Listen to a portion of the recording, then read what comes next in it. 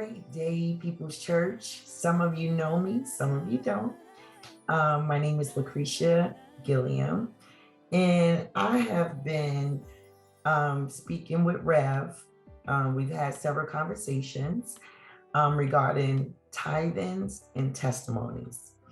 And unfortunately, I was not able to share my testimony regarding tithings on Sunday because I was unavailable doing closings. So I was not about to let the devil stop the message. So I just want to talk a little bit about tithes and testimonies because it was an area that I struggled with, although I knew about tithing, but I was just struggling with it, when I got my check, I had all the bills written down and everything was accounted for, and this went there and that went there, and it just never seemed like I had enough that was left over to do what I needed to do, which is what I knew was the right thing to do, because I was all into myself, thinking about me, me, me, me, me. So this went on for years, years. I mean, I am 49. I'm about to be 50. And I really did not start tithing until I would say I was probably about about 39. About 39 is when I got serious about tithing. And what I used to notice is, I've always worked in I had a corporate America position, and I had always made really, really good money, yet I was living from paycheck to paycheck. And I couldn't understand it. And I was like, oh my God, I just got paid. Like, where's the money going? Like, I could never see where the money was going. And I decided to start putting my tithes as a part of the bills because I had all the other bills down. So I decided to make tithes a part of my bills, because when you understand that God is your source, He's your provider, He's your everything. If it wasn't for Him, we wouldn't have anything. So the more I understood that, I didn't care about what I heard growing up. You give your money to the church, and they're not doing the right things. They're buying cars, and they're paying their mortgage, and they're going shopping, and they're doing all these things with your money. These are some of the myths. And I'm not saying that it doesn't happen, because I'm sure that maybe it do. But I mean, this is what I, knew of growing up. And, I was just caught up with all of that. However, again, like I said, when I recognized for myself that things wasn't going the way they were supposed to go in my life, because I understand God said, give 10%. I've heard people say, if that were strong in paying their tithes. I've heard people say, if God asks for 90% for all that He has done for me, I'll take the 10% and give Him the 90%. And I thought, like, wow, wow. If I gave 90%, like, how would I live? But again, that goes back to believing, having faith, and just knowing that God is always in control, no matter what a situation looks like. He can do all things. He can do everything, because all that we have is on loan. He's the one that loaned it to us, because when we leave here, we can't take none of it with us. So, at that point, I did start paying my tithes. I did start doing my 10%. And I didn't start paying my tithes for monetary reasons. I didn't say, well, if I give this to God, God bless me back with this amount of money. Or, it wasn't about that. I knew I had to do the right thing, because sometimes when you pay your tithes, they don't necessarily come back in a monetary form. Sometimes they come back in a way that only God could do whatever it is that needs to be done, or what He knows He's fit to be done. Sometimes it is not monetary. Sometimes it's in a way that sometimes when you're going through stuff and you're like, God, only you can make this situation right. But you got to do your part. You got to do what you know is right to do, and you have to be obedient, right? And when you are obedient, you get the reward for being obedient. And I'm gonna just give you a quick testimony about me and my ties. Okay, I was living in an apartment. I was very comfortable with the apartment. I loved the apartment. It was just actually Deacon Juana actually came to my apartment when she used to visit Florida. She used to come to Florida every year, her and Dee Dee, and they used to stay at the resort, and I didn't live too far from the resort. And, she came to my apartment. She, oh, Creasy, your apartment is so nice. And I love that apartment, right? And I had been there for 5 years. And prior to that, again, I conditioned myself. I was paying my tithes every time I got my check every week. I was paying my tithes, and I went into the rent office, and I don't know how the subject came up, but I said, that I was going to be looking to buy a home the following year. Now, this is my 5th year there, and the young lady that was in the rental office, she was like, oh yeah. She was like, okay, when you're thinking about sometime next year, okay. Give or take, it was around um January, February. Well, I had to set to renew my lease in June of my 5th year of being there. And my rent over the years had went from $800 all the way up to 950 or 900, which is not, it's not a lot, right? And that was over time, over 5 years. So when I went to go renew my lease, they were going to raise my rent to $975, which still may not be a lot to some of you, right? But to me, I was like, wait a minute, this just don't make sense. Like $1,000, I can have a whole house for $1,000. Keep in mind, I was paying my tithes from the beginning of my first year being there, all the way I had started my journey in being obedient and paying my tithes, right? And lo and behold, I started having more money, and I started noticing where I was spending, because now I started writing things down as to where my money was going. And I started ending up having some money that I was able to put to the bank, because I was paying my 10% to God, and I was paying myself 10%. And then whatever I had left, that's what I would work with to pay the bills, right? So I had got disciplined. And when I seen, fast forward 5 years later, they was going to raise my rent. And I was like, wow, I can have a whole house, but I had some issues. And my issues was that my credit wasn't right. That's just being real. My credit was not right, y'all. Okay.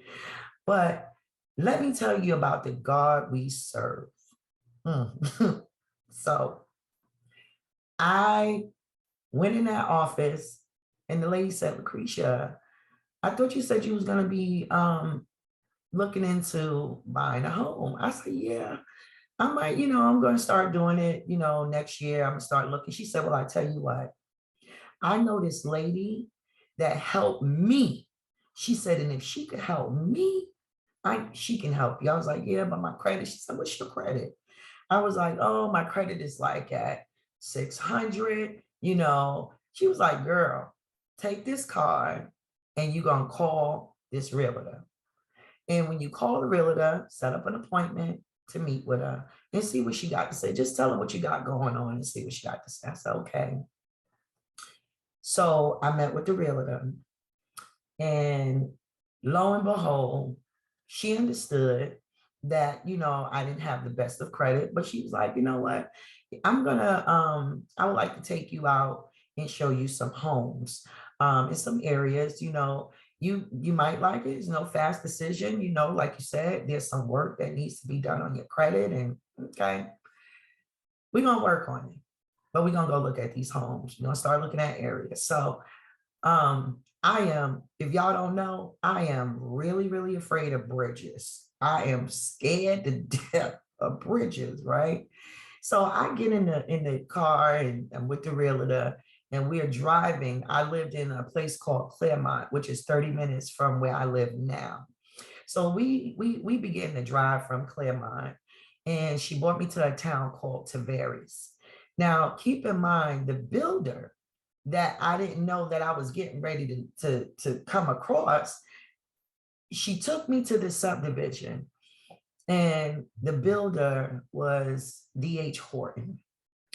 And D.H. Horton had the same houses that she was showing me in Claremont. They had a new subdivision coming up in the same house, same model, was $50,000 more than the house that she was showing me, the model she was showing me in Tavares. So I was like, okay, 50,000, 30 minutes away. Okay. However, right before we got to the place, I seen this bridge. And I looked at the realtor and I said, we got to go across that bridge to get to the house. And she said, yeah. She said, or we can go the other way, but I mean, it takes you all the way out of your way. I don't think you would want to do that. But I mean, there's another way around this to get to the house. So I'm like, okay, right then and there, the wall went up. I don't do bridges. I'm scared of bridges. I can't drive across no bridge. The wall is up and I'm in the car. I already shut the house down, right? So I get over to the subdivision. She shows me the model. And I was like, yeah, that's a nice house. But I didn't really think I was going to get it. One, my credit wasn't good. Two, I wasn't um, too excited about this bridge. And I had to drive across this bridge had I got this house that. So I'm like, okay. I said, well, we really don't need to look no further. I mean, I like the house. It was a gated community. It was a new subdivision. It was new built. And I mean, I'm good. Like, okay, this is nice. I said, well, if you can make it happen, then we'll go with that, right? If you can make it happen, we'll go with it. So, of course, she needed some serious, she needed a commitment from me that I would be moving forward should she be able to make this happen.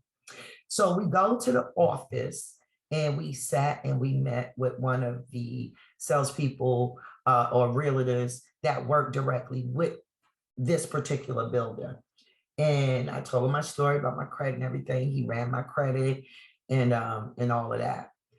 And he said to me, he said, I tell you what,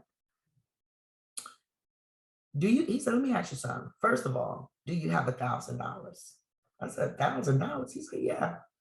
Do you have $1,000 to put down for us to even get started? I was like, yeah, I have $1,000 to put down and to get started. But what if I don't get it? Do I get my money back? He said, absolutely. You'll get your money back. I said, oh, okay. I put the $1,000 down. So they both say to me, we have some good news and we have some not so good news. And I said, okay, well, what's the news? He said, the good news is that we're going to be able to get you this house. The not so good news is that you're not going to be able to get the model that you said that you liked.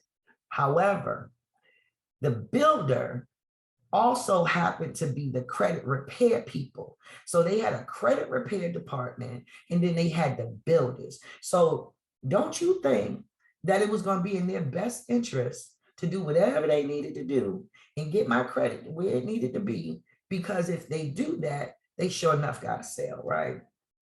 So I said, I'm trying to get my credit right all my life. And here they go. I'm like 40 points away or 20 points away because at that time, you had to have a minimum of a $620 credit score, 620 credit score. So $1,000 went down and God worked some unbelievable things on my behalf. Little did I know. He started building the house. Every week I would come out look at them watch the house block by block and all of that. And they were working on my credit. And I had heard some horror stories about people, them, first time home buying experience, that it was just horrible. Things was happening. It was hard. It wasn't easy. You had to go through this. You had to go through this. But let me tell y'all something. I had some things that I had to go through, and I had some bills that needed to be paid off. And I ran into some roadblocks. And right when I was about to give up and say, you know what, I'm done with this. I said I wasn't going to be looking for a house until next year anyway. So I'm done with this. I'm going to get my $1,000 back, and we're going to start this process again next year. Okay. Well, the issue that I was having was that I had an old medical bill that went into collections. And after a certain amount of time, when something like that happens and they send it to a collector, debt collecting agency, they no longer have the information because that account has been sold to somebody else. So it's up to you to find out where all that is at. Long story short, I was able to speak with someone at the hospital, same hospital where I owed that bill. God made it happen to where I was placed at the right place at the right time to speak to the right person that was able to get me the right information that I needed to pay this debt off, because that's what was holding me up from moving forward, because it was starting to look kind of a little grim because I needed to pay this stuff off. So I got the information, which took a minute, took a while for me to even get up to that point, but I did get it. And I called and I made the payment. When I made the payment, let's not forget, they didn't stop building my house. Even though I was going through all kind of trials and tribulation, they didn't stop building my house, because they knew if I didn't do what I was supposed to do, the house was going to get built and they was going to sell it to somebody else. But the devil is a liar, okay? Paid that bill, they were still building my house.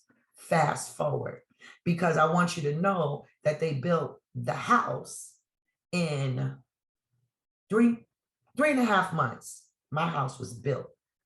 I'll never forget.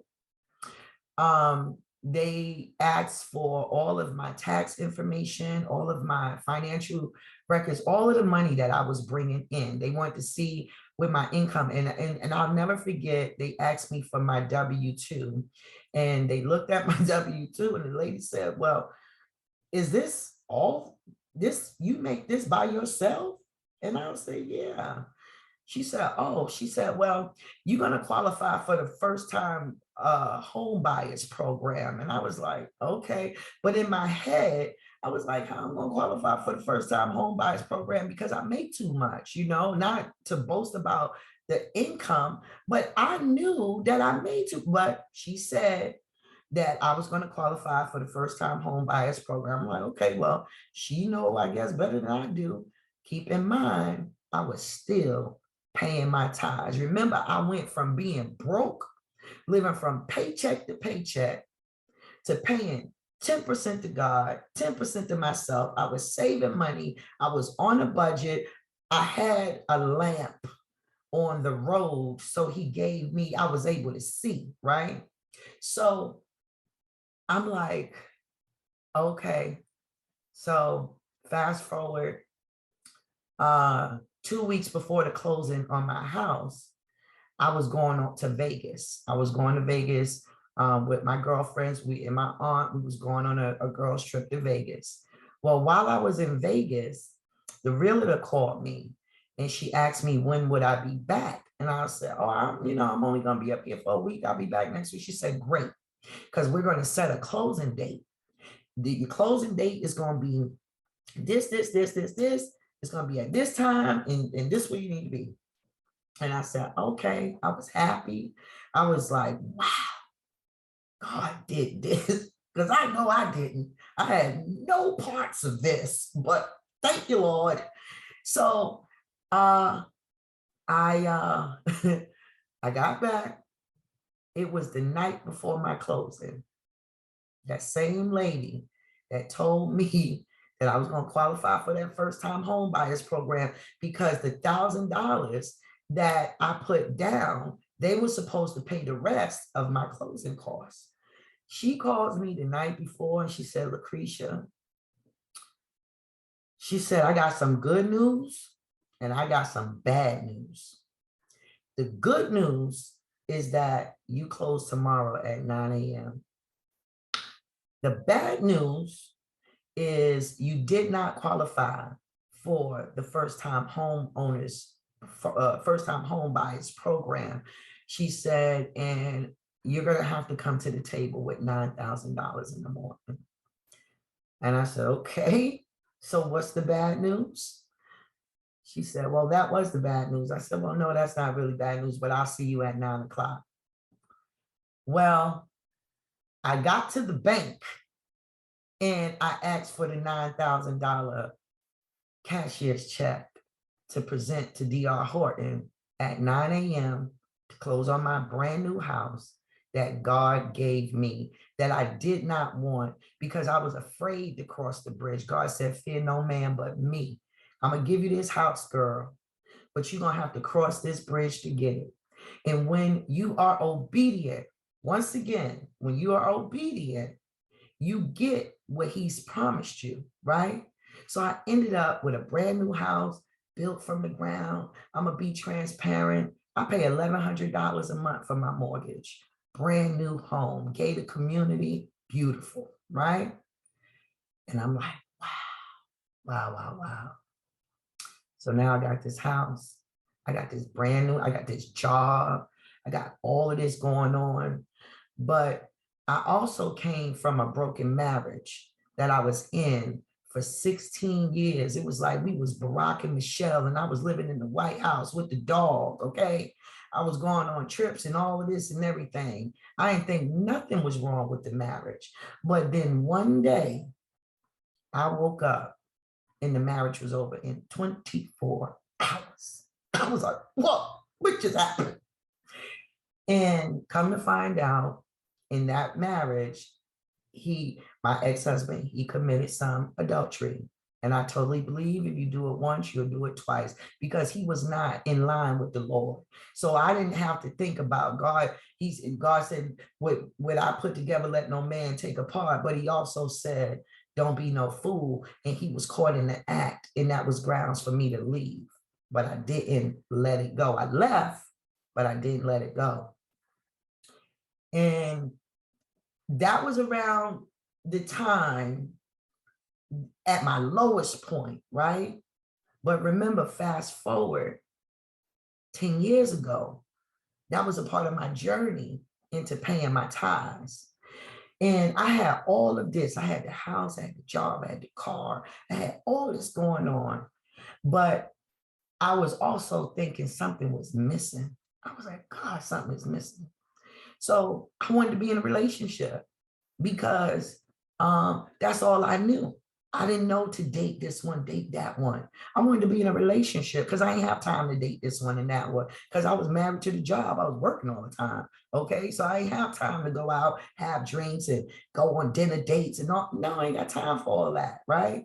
So I wanted what I wanted and I was doing what I wanted to do. And again, not letting God do what he said he was going to do. And so I was bumping my head. And I got tired of having knots on my head for picking and choosing the wrong people. Because sometimes when you're single, God wants you single because he needs your undivided attention. He needs to get a message through to you. There's a lesson to be learned here, okay? So I remember one night I was driving home and I had to drive past my old apartment to get to my brand new house. And I remember driving home and I was like, man, if I was still living here, I would already be home, but I got to drive 30 minutes, but I'm grateful. And I said, Lord, I was saying to myself, I said, Lord, you know, thank you for everything that you've done. I appreciate you. Thank you for the life. Thank you for the job. Thank you for the roof over my head. Just thank you for allowing me to breathe today. Thank you.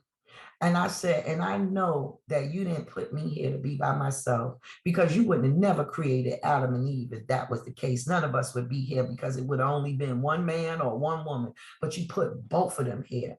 And I know that it is not meant for me to be by myself. So in the meantime, and in between time, I'm gonna enjoy how you have me right now, and whatever you're doing and whatever you want me to do, keep using me until you are ready to bring that person, because it's going to take a whole lot, a whole lot of understanding. But more importantly, he's going to have to know you, because in order to deal with me, he's going to have to know you, because without knowing you, he will be able to deal with me. So I don't care if he's walking from Africa. By the time he get here, I'm going to be ready, and he going to be ready, because you're working on us at the same time in two different places. And after that, it was like a peace had come over me. Once again, I was paying my tithes. I was paying my tithes. 2 weeks later, I met Raymond. Didn't want to meet him, didn't want to know his name. But long story short, God couldn't have blessed me with a better man, with a better husband. He gave me something that no other guy that I've ever dated gave me.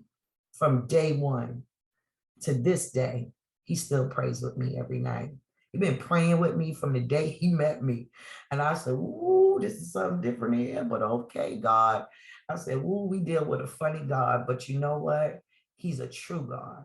And he's always true to his word. He's going to always give you what you need, not what you want. He's going to give you what he know you need. And he knew I needed a Raymond. He knew that. And Raymond has been one of my many, many blessings. And I believe it's because I lined up. I'm not perfect, because I do fall short sometimes, many times. But I try to do what I know is the right thing to do. And as long as you're doing what you know is the right thing, some days when you fall short, see, God knows your heart. He knows what the people don't know. He knows the secrets that you're not telling. He knows like he knows like he know.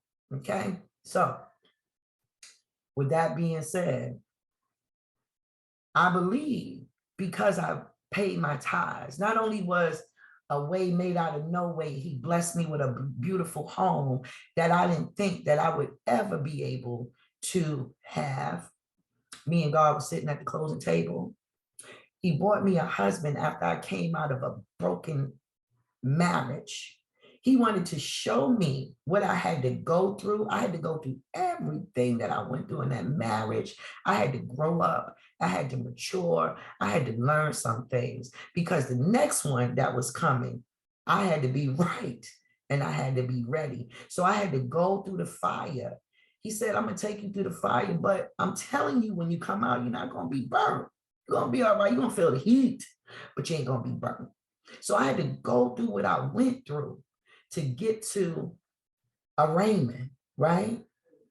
And I'm not going to say it's easy, because no marriage, no relationship, it's not easy. Because if that was the case, everybody would have one, and the ones that have one, they would keep it. I mean, the divorce rate is so high right now. You see people been together back in the days, 20, 30 years. People can't stay together 30 days nowadays. So it's a blessing. Okay. And I just thank God for my husband, for being in the word, for being able to just deal with me, because it's not easy, because I got a lot going on, but he keeps me grounded and he keeps me balanced, right? And I give all praise and honor to God, and I just thank him.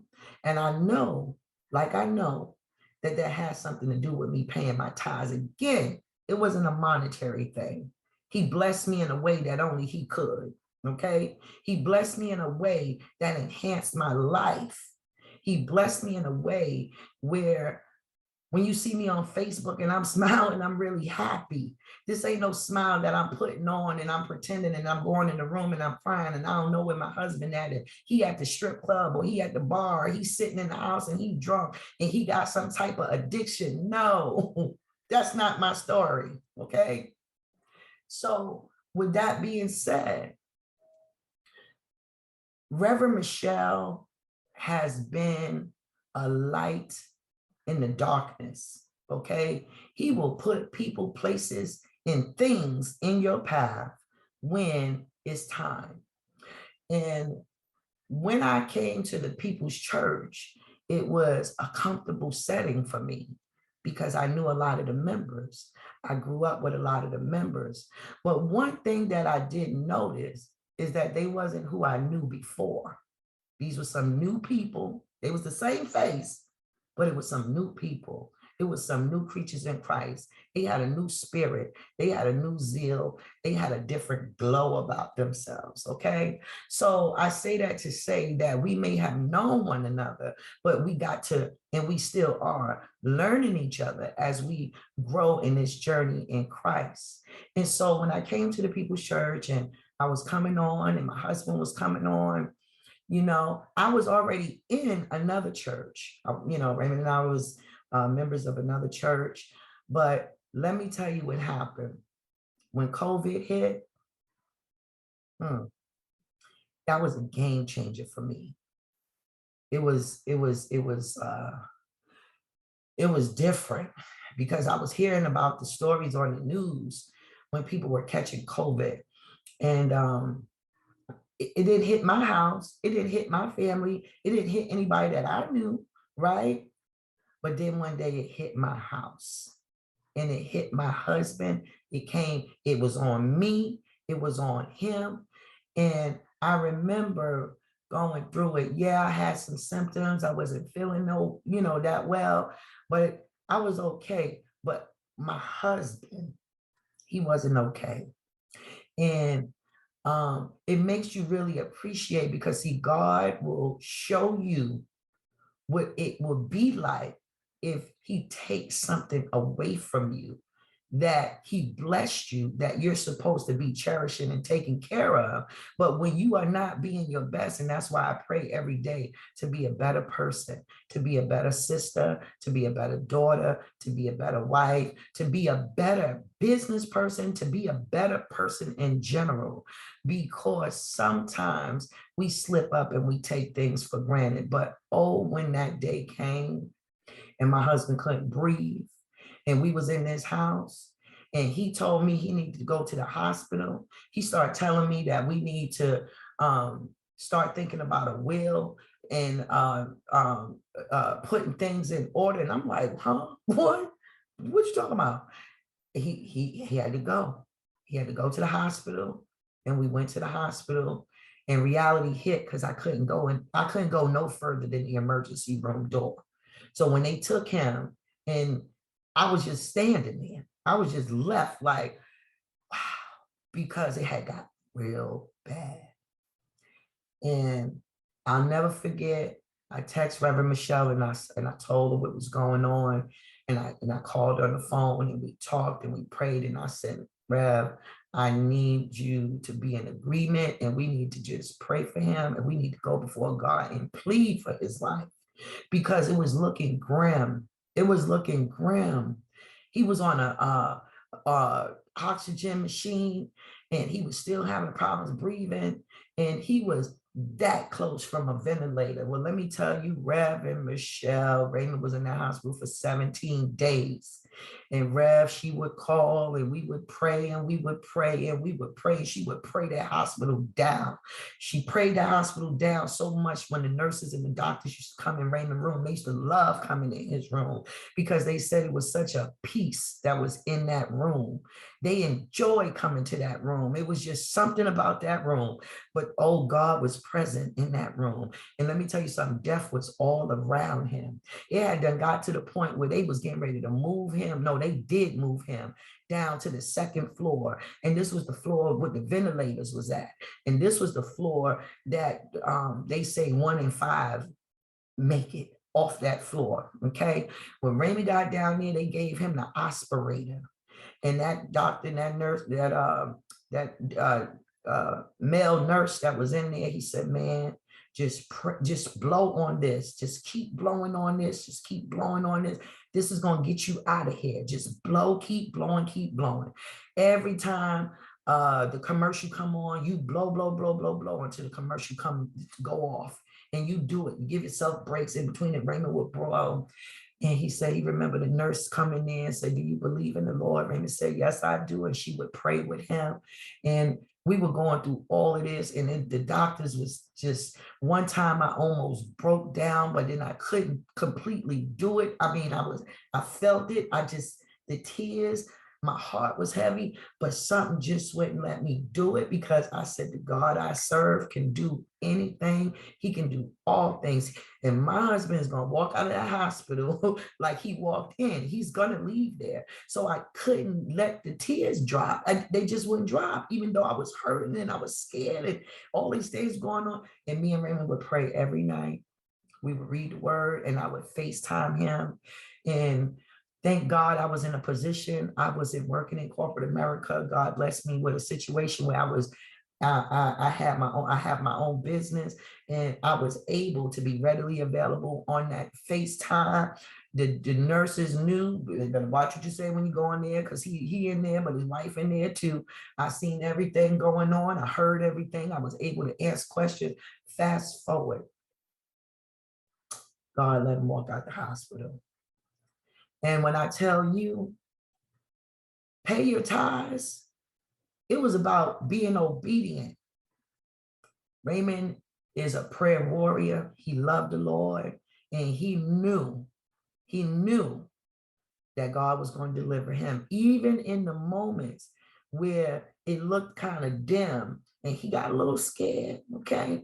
But God creeped back in there and said, you will not die and you will live. And he did, and he is. And I give God the praise and glory, because I believe it's because of paying my tithes. See, God can do things when I tell you that nobody else can do. He will do it. He will do it in a major way, and he will do it in such a way that only you know that if it wasn't for him, that it wouldn't have been done, because there's people that did not wake up. There was people that did not leave the hospital, just in my personal life, whole situation with my niece. And, she wanted to go to her father for the weekend. I mean, for the summer. And, she got up there and she calling, and the father, he ain't sending her back, and she don't want to come back. And my niece is, I understand. And my mother and I, because my sister was in agreement, we couldn't do nothing. And I called Rev. I said, Rev, I'm not going to let this. It's killing me, because my niece is like my daughter. That's like my baby, right? We raised her. And I said, there's nothing we can do. I said, but you know what? All of the things that I thought about doing, I was just so upset. I said, I'm just going to sit back and I'm going to let God do what he do, because God going to make a wrong situation right, because this ain't right. This is wrong, and he gonna fight this battle. Fast forward, my niece was in Boston for not even 3 months. She said my mother a text, and she said, Grandma, I'm so sorry. I never should have left you guys. I left everything. I missed everything. We have a great relationship. I just miss my everything, my life, Grandma. I'm ready to come home. Nobody but God could have did that. We didn't have to go to the courts. We didn't have to go get an attorney. We didn't have to do none of that. We believed in God, and we believed that he could change any situation. So giving 10% to a man that can do all things, take my 10%. I don't have no problem with it, because if it wasn't for him, I wouldn't even be able to have nothing, because all of this is on loan and you can't take it with you.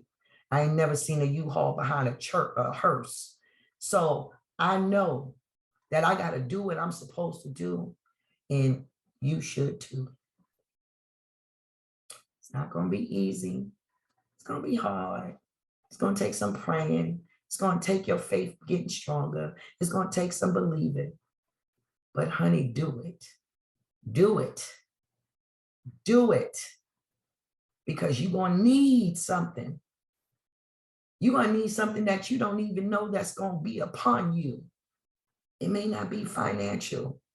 It may be him saving your life. It may be him bringing your child home. It may be him bringing you back home, because when we leave out the door, we don't know if we're coming back home. So try to do the best that you can to give God what's due to him. And I promise you, you're going to get what's due to you. God bless you. It was a pleasure spending this time with you. I look forward to being back in church on Sundays with my screen showing, because sometimes I'm on and I'm not showing my screen because I'm doing closings on Sunday. But there's going to be a day where I don't have to be doing closings, and I'll be back on the screen and back in the groove with all of you. I look forward to seeing you and worshiping with you. Reverend Michelle, God bless you. Dr. Lou, we love you. Lou Mike, we love you. We love the People's Church. And thank you for birthing this church on online ministry, reaching people here, there, and everywhere remotely. Have an amazing evening. Good night.